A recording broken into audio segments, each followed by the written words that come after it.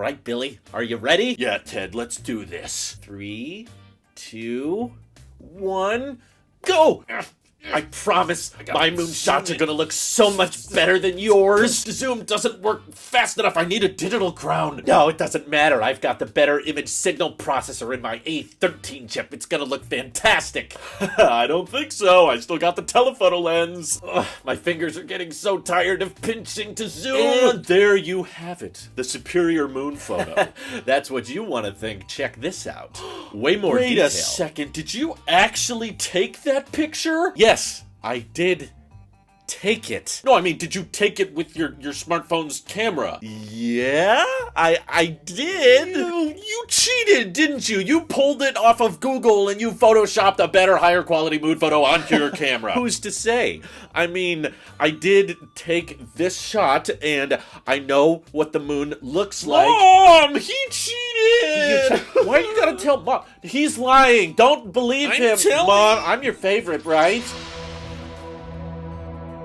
I know I'm probably the last one talking about this. We've all moved on from the yellow iPhones and the moonshots, but I felt like my personal opinion was so drastically different from most others that I was seeing out there that I had to get canceled because I haven't had a hot take in a while. And for those who, for whatever reason, may be out of the loop because the tech space is getting so boring these days, essentially Huawei was caught adding shots of the moon that were preloaded onto the phone onto the shots that they were taking of the moon, and then Samsung got accused of doing similar things. And I'll be honest, I haven't watched every video on it either, but from what I understand, there's certain people saying that Samsung is making the camera perform very specific ways when taking shots of the moon in order to increase sharpness and increase the contrast. So basically, the camera will perform one specific way when taking a shot of just the moon in order to maximize the quality of that moon shot and then never act that way again when taking shots of other things. Whereas others were saying Samsung was literally adding things to the picture, superimposing images, and obviously the debate going around was, is Samsung faking moonshots or not? And I guess my standpoint came down to, it doesn't matter. Like, I actually found myself not being totally against the Huawei approach of superimposing moonshots onto the actual moon. I felt crazy for thinking this way because it seemed like everyone in the tech community had the mindset of, well, if you fake a shot of the moon, that is therefore bad. Whereas in my head, I feel like smartphones have been faking the stuff for years at this point in order to rival the performance of a real camera that's not built into your smartphone. And I guess the main reason I found it pretty stupid is the whole concept of taking shots of the moon with a smartphone camera, in my opinion, is royally stupid. I mean, for one, it's something that has literally been there for thousands of years. We know what it looks like. We have gigapixel style telescope lenses that take incredibly rich shots of the moon, and the idea that anyone out there would actually be in an environment where they have such a unique perspective on the moon. Wow, it's in crescent. Wow, it's a little bit red tonight. The idea that you would preserve that moment, which is what our smartphone cameras are good for, right? Capturing a memory, capturing a moment, and in that moment you want to take a camera as basic and as simple and as inferior to a real dedicated sensor with, you know, this much light to capture. You want to zoom in on something that far away and try to get detail out of it. Like, I'm sorry, even the Samsung 100x space zoom photos, even honestly, the faked Huawei photos, none of the shots of the moon look very good to me. And sure, they may be geotagged in your phone and you see the time, and maybe just taking the photo that's all noisy and grainy and not very good, maybe pulling that up in your photo library makes you remember, oh yeah, that was a cool shot of the moon. This isn't a cool shot of the moon, but it reminds me that the moon was kind of cool looking at one time. To me, I think people document a lot of things more than they need to. You know, it's one thing if you have a son or a daughter and you're trying to preserve the first time they speak or the first time they walk. Okay, you have a unique perspective that applies to just you and your family, but the moon,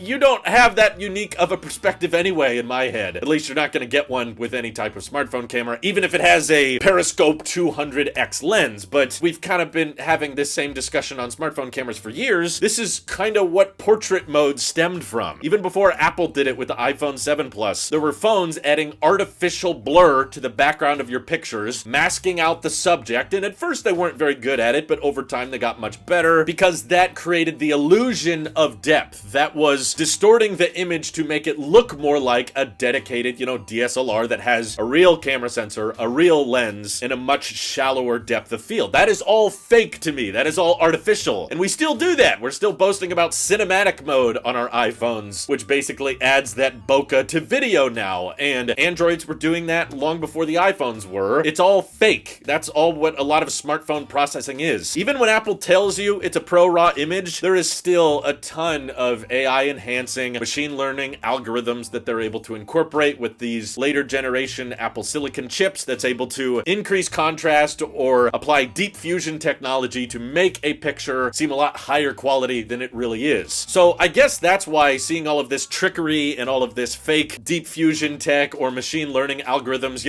night mode is also a trick. Your phone isn't actually doing what a real camera does for a long exposure shot. It's just taking dozens and dozens of photos over and over again and then applying a machine learning algorithm which has been trained from analyzing hundreds of thousands of pictures prior and applying that to result in a photo that looks better lit than even reality is. It's all fake at the end of the day. It's all a trick from machine learning, which is why to me, when I heard the concept of, hey, Huawei is like keeping data of the moon and what it looks like on the phone and then applying that to the photo when you take a picture of the moon, I was like, great, yeah, how is this any different from what our phones have been doing for the past few years? That seems like kind of a smart idea. Now, I understand that all of us have kind of a different line drawn in the sand on, okay, well, that's distorting the background, that's not adding, that's not superimposing new things, or, night mode is still trying to capture what is really there. It's not pasting anything on top of the picture per se. It's just a lot of machine learning and training being applied to dozens of photos to basically trick the user into thinking that the low light performance is more like that of a real camera. And yes, that adding and stitching shots of the moon that are preloaded onto the phone is a little bit of a different process, and some people, again, it seems like most of the tech community are willing to draw the line there and say, no, don't superimpose things. You can do the artificial blur and you can do the deep fusion stuff, but don't add new. And I guess I just don't draw the line there because at least when it comes to the moon, that's something that we know for a fact what it looks like. I would feel differently if Huawei or Samsung were superimposing things that they didn't know for sure were there. Maybe you take a night mode shot and it just pastes a photo of the galaxy in a certain way. But if you're an astronomer or if you look it up after the fact that, hey, the Milky Way galaxy isn't actually in that position, you're just adding fake filters to make the photo seem more impressive, but that nebula or that background isn't really there. Okay, I'm willing to draw the line there. Or another crazy Huawei trick I could envision is, if you were at a party or a family event or something, a get together, and there were lots of people holding iPhones in the picture, and then you use AI to analyze, hey, based on the logo and the camera position, we know that these are iPhones and we want Huawei or Samsung or whoever to become more socially acceptable. So we're going to stitch on Samsung logos or Huawei camera bumps on the back so it looks like everybody at the gathering is actually using a Huawei phone when they're not. Yeah, okay, that's where I would draw the line. You're stitching things in, you're adding things that are not really there. I wouldn't be okay with that, but that's not what they're doing. When the phone, which our phones are pretty smart, they know directions and they know when you're zooming in and we know where the moon is, it's pretty reliable. If you're stitching on new imagery, but it's something that you know for a fact what it looks like, because the moon is always showing the same face to the earth, and we even have tons of data, our watches know this, about what lighting position the moon is, whether it's crescent or full, or even if it's a red moon, or even if it's a solar eclipse. That's all very traceable, and these days smartphones are constantly trying to come up with new gimmicks, whether it's solid state buttons, or periscope lenses, or faster charging. It's not necessarily things everybody's going to utilize, but as smartphones get more iterative and they all start to look the same, companies are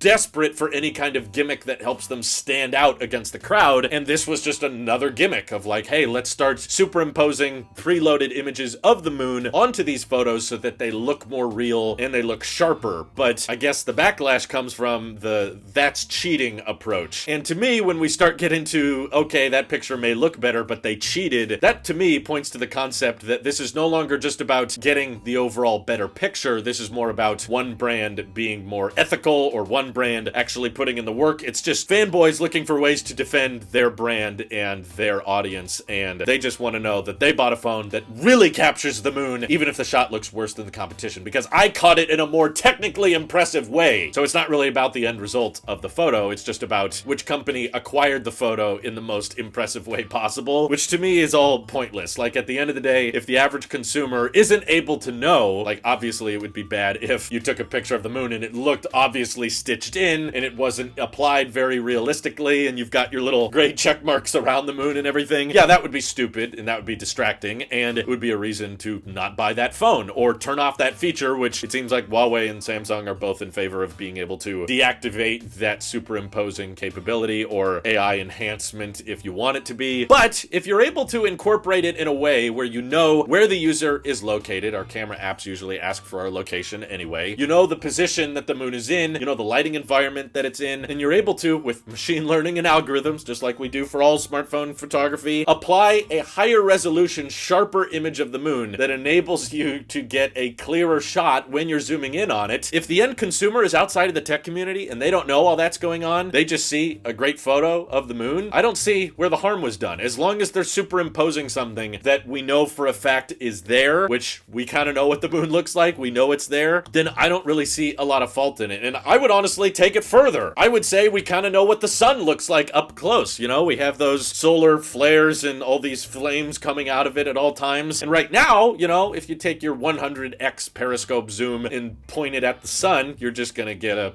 white jarbled mess. So not that many people are gonna do it in the first place. But if you built in a more gimmicky astrophotography mode and started kind of overlaying the night sky app, which lets you zoom in on satellites and stars and figure out constellations and what they are, you start just baking that in to the native camera app and let people zoom in on the sun and start overlaying it with some visual of what the sun looks like up close with proper lighting. Sure, it's fake, it's being added, but it's just another gimmick, which is what smartphones are constantly looking for, that in my opinion isn't taking away from anything. No one is really doing close-up zooms of the sun right now because they know that the result of that photo or video is gonna suck. But if the camera app took that as more of a learning experience of, hey, well, let's show people what the sun looks like up close, even if the sensor is not genuinely capturing that image, yeah, it's kind of cool. I could see some people being impressed by that, even if it's not truly real and it's just some video file of the sun that the company saved onto the operating system, and that allows you to kind of bake in night sky style features into the camera app, just like how you don't need a separate app for QR code readers anymore, because all smartphone companies figured out, oh yeah, we should just bake that into the camera app so you can point a camera at a QR code and it gives you a link to tap and open and get to that site or that app. So again, I'm still all in favor of the option, just like how Apple likes to turn on macro mode for you all the time, but there's just a little flower icon you can deactivate, so maybe you get a little star icon in the corner when you're zooming in on the moon or the sun that says, hey, I'm superimposing a little bit of detail here to enhance the image. Yeah, you can turn it off if you don't want it, but I don't see any harm in the option if people are just trying to capture a cool shot of the moon on their phone. It's not going to be that great a shot anyway because it's from a smartphone, and to use a little bit of native data, I don't see how that's much different than smartphones faking the performance of real cameras, whether it's through night mode, cinematic mode, portrait mode. It's all trickery. That's what our smartphones are doing, and this is just another technique that I don't think is that much different from what we're already doing, but I'm sure most of you hate me and disagree, so because I'm trying to shrink the size of my channel, trying to convince more people to unsubscribe, please hit the dislike button. Hit unsubscribe down below. If you haven't hit subscribe yet, just make sure to hit it twice so that you're not actually subscribed. And thank you to everybody supporting this channel directly via Tailosive Tech Pro for some reason. And to everyone just watching, that means a lot to me too. So thanks again. This is your Apple Pure.